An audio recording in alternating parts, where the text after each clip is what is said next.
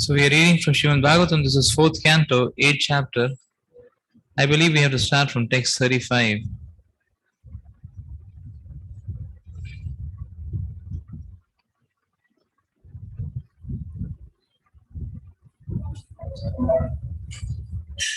Okay, it's not the 8th chapter. We have to go forward.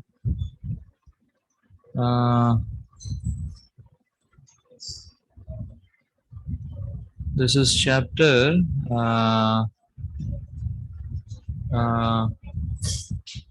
24. Sorry, 4th canto, chapter 24th, and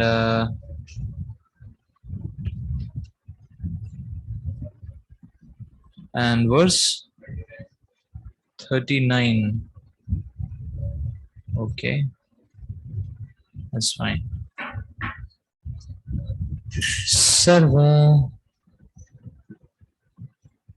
Sattva Atma Dehaya Visheshaya Sthaviyase Namastrailokya Palaya Saha Ojo Balaya Cha.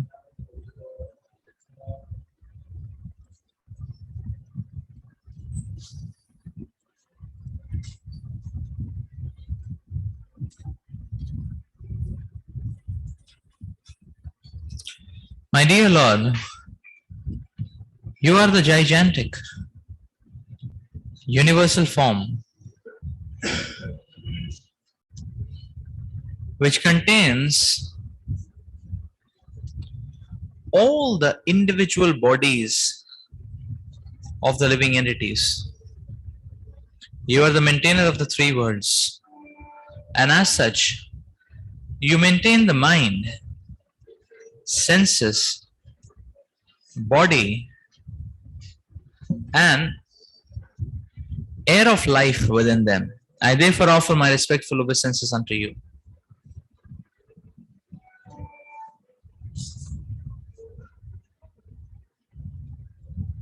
As the individual body of the living entity is composed of millions of cells, germs, and microbes, the universal body of the Supreme Lord similarly contains all the individual bodies of the living entities. Lord Shiva is offering his obeisances to the universal body, which includes all other bodies, so that everyone's body may fully engage in devotional service. Since this individual body is composed of senses, all the senses should be engaged in devotional service. For instance, the smelling instrument, the nose, can engage in smelling the flowers offered to the lotus feet of the Lord. The hands can engage in cleansing the temple of the Lord, etc. Indeed, being the very life air of every living entity, the Lord is a maintainer of the three worlds. Consequently, he can induce every living entity to engage in his real life's duty with bodily and mental strength.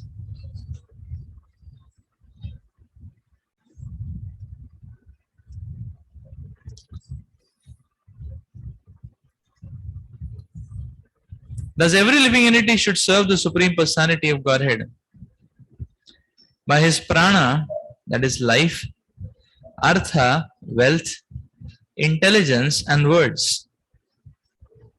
As stated in the Srimad Bhagwatam,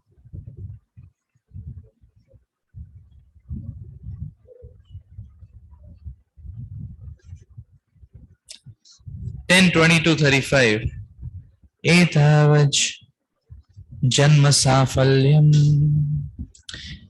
Dehinam Miha Dehishu Pranirarthe Diya Vacha Shreya Archanam Sada Acharanam Sada. Even though one may desire to engage in the service of the Lord, Without sanction, one cannot do so. Lord Shiva is offering his prayers in so many different ways. In order to show the living entities how to engage in the devotional service of the Lord.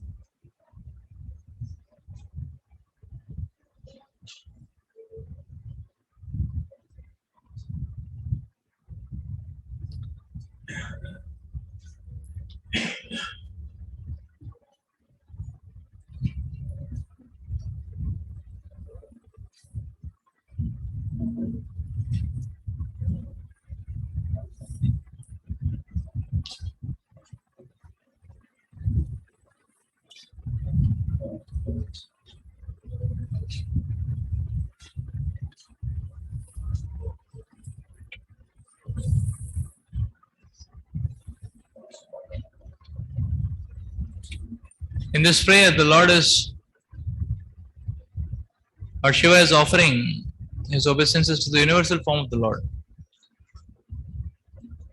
composed of all the living entities, rather.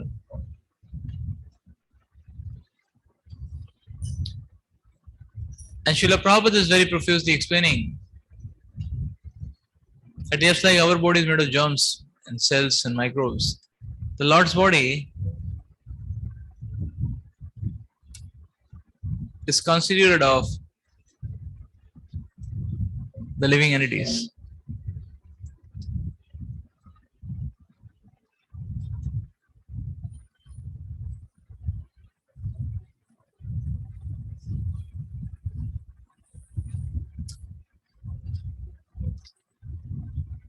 Lord Shiva is offering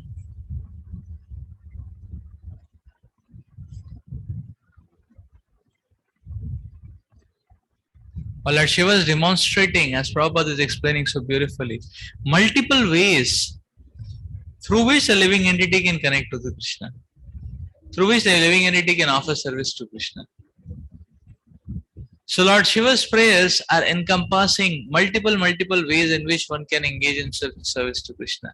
Here he is offering obeisances to the universal form of the Lord. That means he is offering obeisances to all the living entities, and through them, because all the living entities are reflecting the prowess of the Supreme Lord, being part and parcel of the Supreme Lord.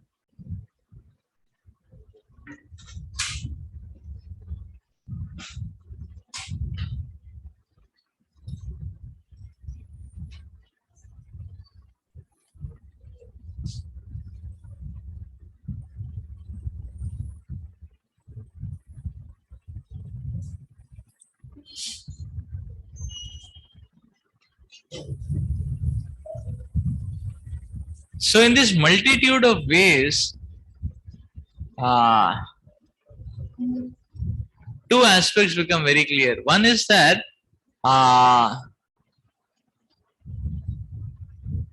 somehow or the other, each and every living entity can get attracted to Krishna. That is why the Lord is also offering multiple ways, and the acharyas are also demonstrating and showing multiple ways to connect to Krishna. But somehow or the other, everyone should be able to connect to Krishna. That's the first point. And that's how the Acharya's mercy, the Acharyas are demonstrating the supreme mercy. That's the first point. Second point is what? The second aspect is that for a sincere individual, he gets multiple ways of connecting to Krishna. So his connection to Krishna becomes many times reinforced. His connection to Krishna becomes many times reinforced. That's the point which we can see. That's the amazing point which we can see coming up here actually. So Prabhupada is zooming on Lord Shiva's mercy, how Lord Shiva is demonstrating. How we can connect to Krishna, how we can serve Krishna. So amazing.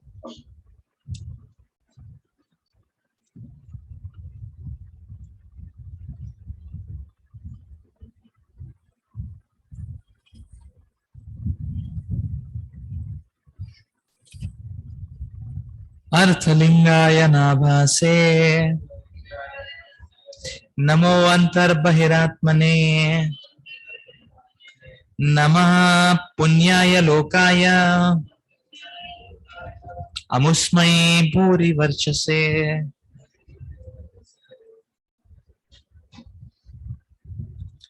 My dear Lord, by expanding your transcendental vibrations, you reveal the actual meaning of everything. You are the all-pervading sky within and without. And you are the ultimate goal of pious activities, executed both within this material world and beyond it. I therefore offer my respectful obeisances again and again unto you. Vedic evidence is called Shabda Brahma. There are many things which are beyond the perception of our imperfect senses. Yet, the authoritative evidence of sound vibration is perfect. The Vedas are known as Shabda Brahma because evidence taken from the Vedas constitutes ultimate understanding. This is because Shabda Brahma or the Vedas represents the Supreme Personality of Godhead. However, the real essence of Shabda Brahma is the chanting of the Hare Krishna mantra. By vibrating this transcendental sound, the meaning of everything, both material and spiritual, is revealed. This Hare Krishna is not different from the personality of Godhead. The meaning of everything is received through the air, through sound vibration. The vibration may be material or spiritual, but without sound vibration, no one can understand the meaning of anything. In the Vedas it is said, Antar Bahis Chatat Sarvam Vyapya Narayana Sthiti.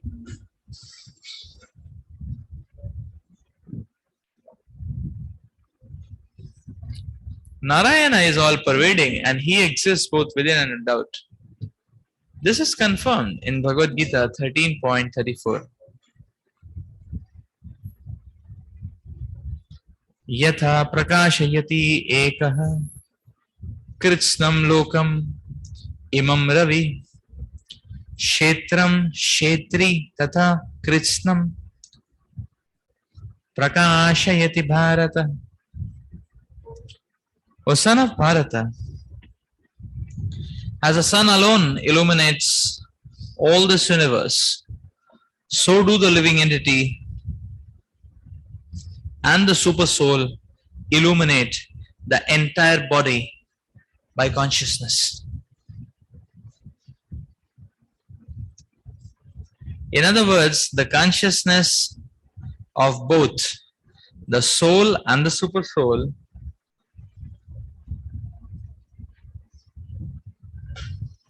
is all pervading.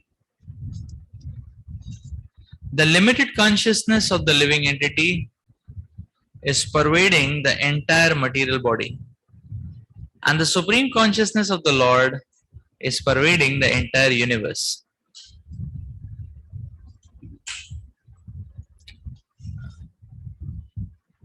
Because the soul is present within the body,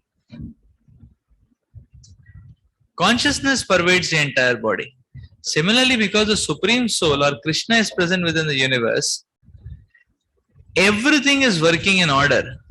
Maya adhyakshena prakriti suyate sacharacharam. This material nature is working under my direction, O son of Kunti, and it is producing all moving and unmoving beings. Lord Shiva is therefore praying to the personality of Godhead to be kind to us so that simply by chanting the Hare Krishna mantra, we can understand everything in both the material and the spiritual worlds.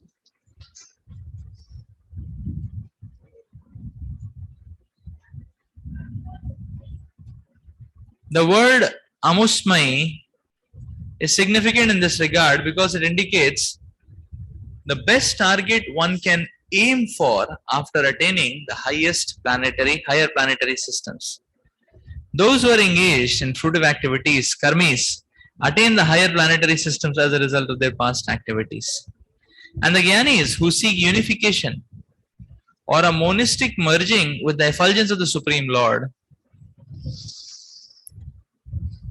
also attain their desired end. But in the ultimate issue,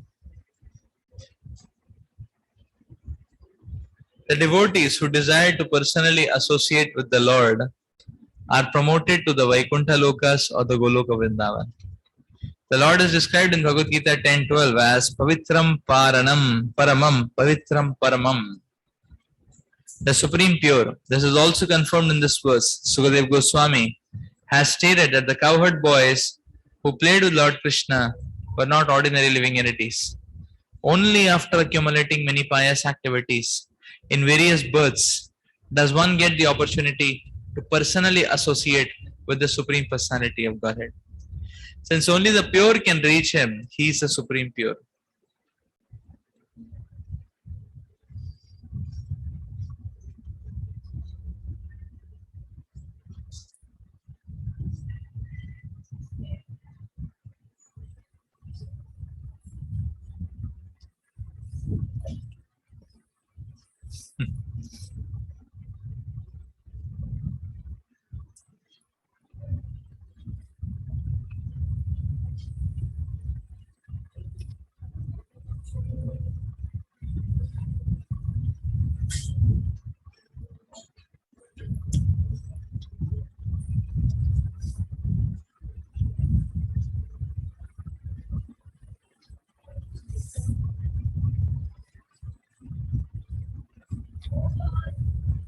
Srila Prabhupada explains in the purport here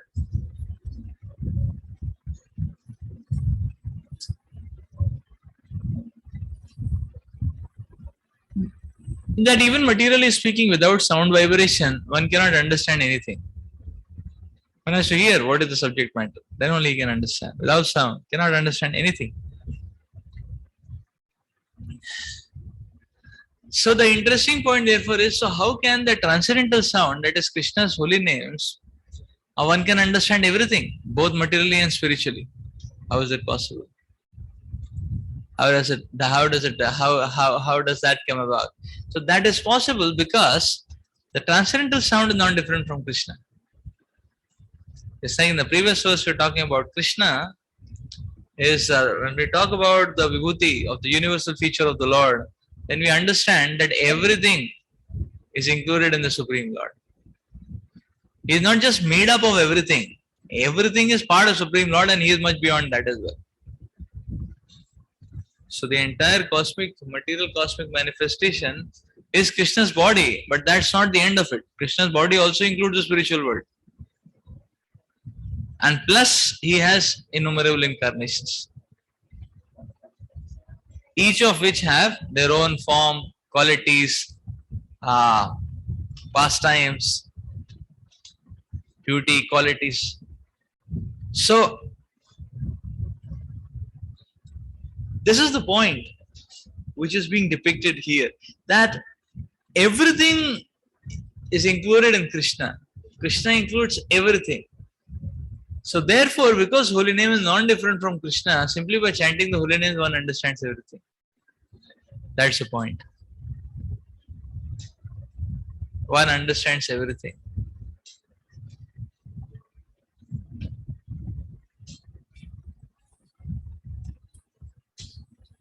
So now if the question is asked that, okay, so if one simply by chanting the holy names one understands everything, so one can simply chant, can he crack JEE, or one can simply chant and can he crack the semester exams. So if Krishna wants, he can reveal that also. It's not that Krishna cannot reveal anything. Krishna can reveal everything actually. Krishna wants, he can reveal that also.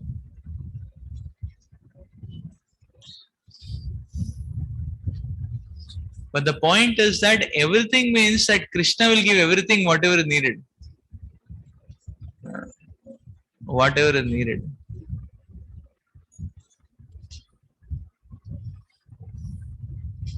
So on this point you will see, so everything whatever is needed. That's the whole point. Now the interesting thing is, you see on this point the material subject matters and a spiritual subject matter differs. Materially, what happens is, the difference is what? Materially, people generally try to over accumulate so that at least they get something. Is it not? Just like even material mundane studies also. We study so much, most of it is not utilized. Most of it has no meaning and value. What we are going to work on or what we are going to utilize is going to be very minuscule of what we have studied. So all that is theory, all that is even children education, you see, 12 years they study. What are they going to carry along with them? Nothing much. Is it not? 4 years engineering, what do we carry along with us? Nothing much. Is it not? So what is utilized is very less in comparison to how much is endeavored. Whereas Krishna does not work in that way. He gives that one point thing which is needed for that moment, for that living entity. And then that is sufficient. That's the point. That's the point.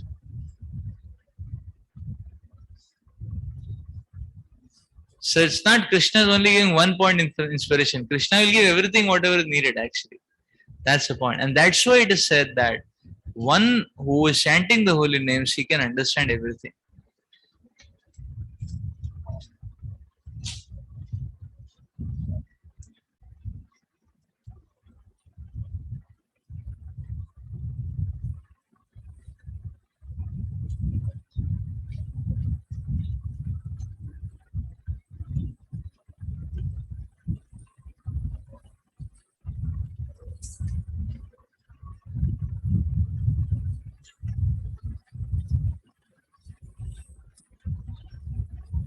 Another understanding is just like Srila Prabhupada would be able to talk to scientists. Now Prabhupada, he's not a student of science as such. But Prabhupada would be able to talk to scientists, not only talk but explain to scientists. Is it not? And many scientists would speak about various complicated theories in their own complicated language. So how could Prabhupada understand? He knew everything. Why? Because he's chanting Hare Krishna. He knew everything. So he's able to clearly understand what is the essence of this theory. Is it not? And that is what Prabhupada would address. Is it not? So that's another aspect of what does it mean to know everything. So to do the same thing in a complicated manner, one is not moving anywhere. One is doing the same thing in a complicated manner.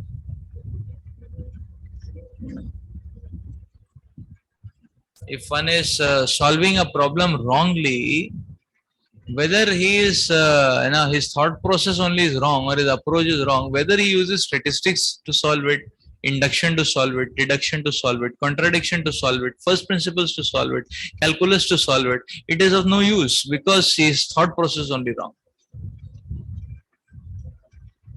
So the multitude of solutions saying that okay, we are coming up with eventually we'll come up with something good, is not expanse of knowledge. There is no knowledge here. That's why it is called as nescience. There is no knowledge only.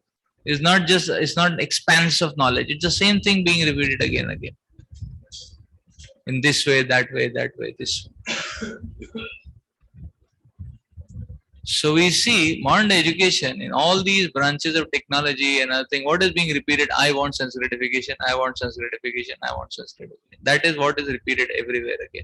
So that is so it is not expanse of knowledge as such. It is not expanse of knowledge. It's the same thing being repeated again and again. It's the same thing. It's the same wrong answer being repeated again and again.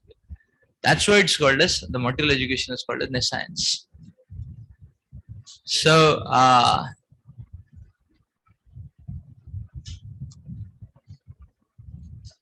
some thoughts upon what does it mean? What is the meaning of everything? No. Uh,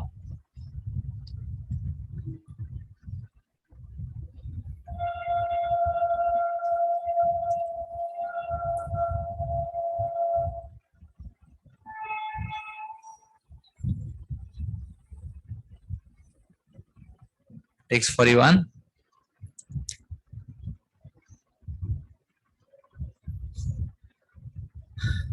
Pravrittaya nivrittaya pitradevaya karmane namo dharma vipakaya mrityave dukkhadayacha.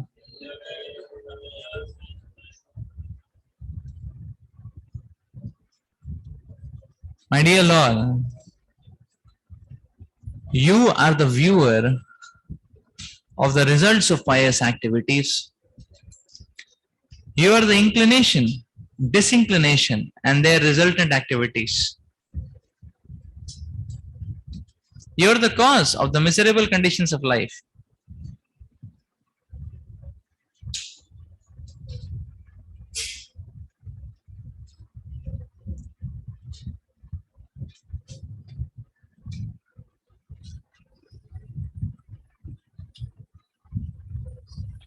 Caused by irreligion, and therefore your death, I offer you my respectful obeisances.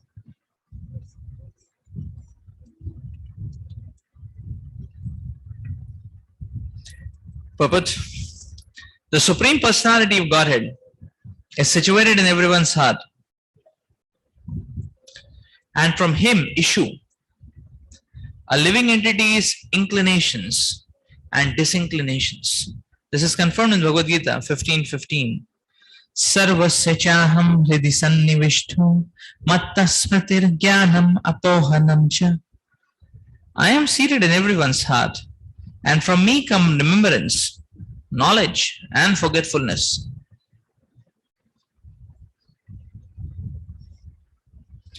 The Supreme Personality of Godhead causes the asuras to forget him and the devotees to remember him.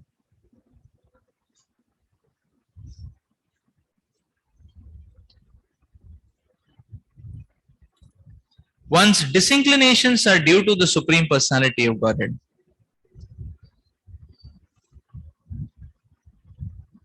According to Bhagavad Gita 16.7,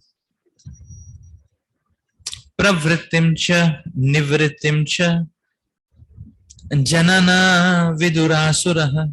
The asuras do not know which way one should be inclined to act and which way one should not be inclined to act. Although the asuras oppose devotional service, it is to be understood that they are inclined that way due to the Supreme Personality of Godhead. Because the asuras do not like to engage in the Lord's devotional service, the Lord within gives them the intelligence to forget. Ordinary karmis desire promotion to Pitraloka, as confirmed in Bhagavad Gita 9:25. Yanti deva vrata devan pitran yanti pitravataha. Those who worship the demigods will take birth among the demigods, and those who worship ancestors go to the ancestors.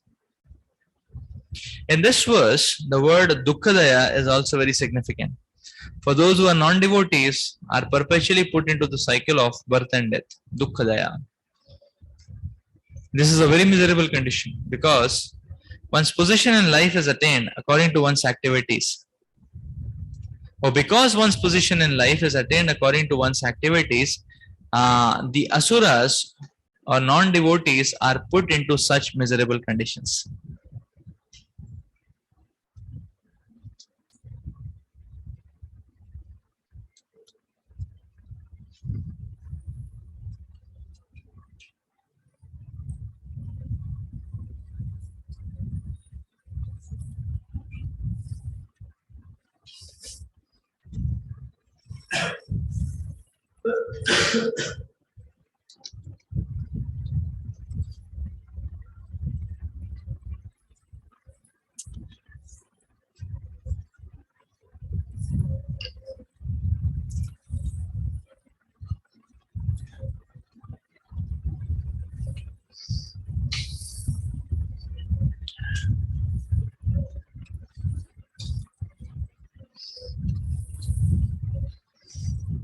Herein Lord Shiva is pointing out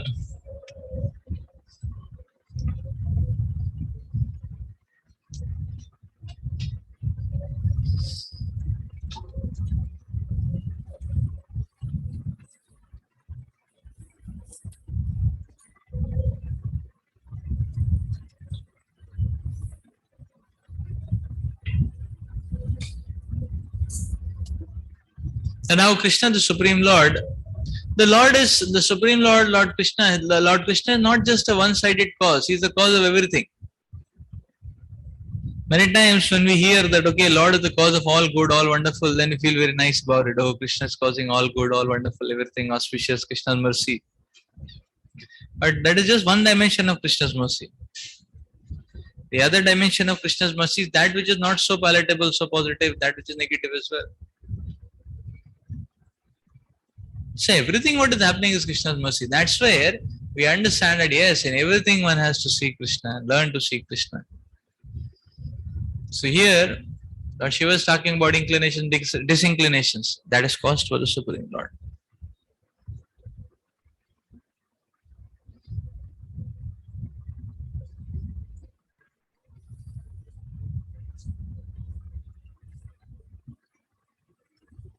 The cycle of birth and death is caused by the Supreme Lord. The experience of misery of the living entity is caused by the Supreme Lord. Death caused by the Supreme Lord. Krishna is there behind. But here in this verse, all these activities are, the common factor in all these activities is caused by the Supreme Lord, but the Lord is acting as a facilitator. That's the point. The main point in this verse is that the Lord is acting as a facilitator. Now, if the living entity is so actually here the Lord is acting as a facilitator. So if the living entity does not want something, Krishna is giving the intelligence how to forget. So Prabhupada is giving the example of the demons. They don't want Krishna, they don't want to serve Krishna. So therefore Krishna is giving them intelligence how to forget. Otherwise, it is so difficult to forget Krishna. Because Krishna is everywhere in this world. How foolish it is that people can forget him. But most of the people have forgotten him. So that is Krishna's mercy. It's Krishna who is orchestrating that. Otherwise, it's not possible.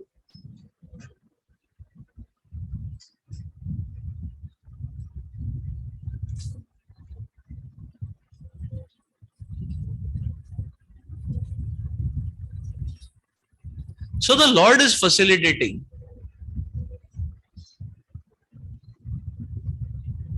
The Lord is facilitating every single living entity.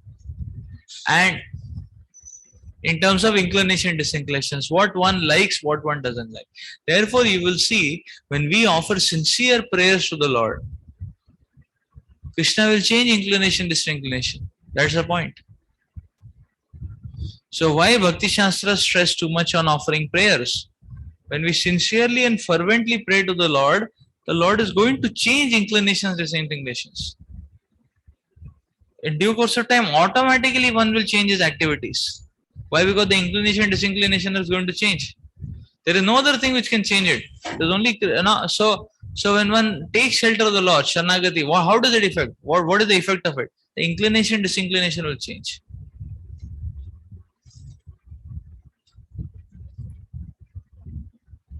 So bhakti is transformative, and the understanding of substantiality in bhakti is experienced by transformation. So if one cannot see if a sadhaka is not able to see the transformation in his heart which is taking place, then one should understand that the substantiality in bhakti mark has not yet come. Bhakti needs to be intensified. Because bhakti means transformation. If transformation is not happening, that means the bhakti has to be intensified. It's not sufficient. Just like in KGP, somebody may think that, okay, I can study 1 hour every day after college hours, and that will be sufficient. So, okay, your thought is all well and all good and all nice, but how do you understand whether it is really sufficient or not? Then you can, in a test it becomes clear. it becomes clear in a test. So suppose one is studying 1 hour and the test he fails. That means what? It doesn't mean there is any problem with the system, professor, grade, or marking system, subject. No, nothing like that. It just means that one has to study more than 1 hour. That's the point. Similarly, bhakti has to lead to transformation. If it is not leading to transformation and the experience of transformation is not there, then one should understand that bhakti is not being practiced properly. That we have to intensify our practice.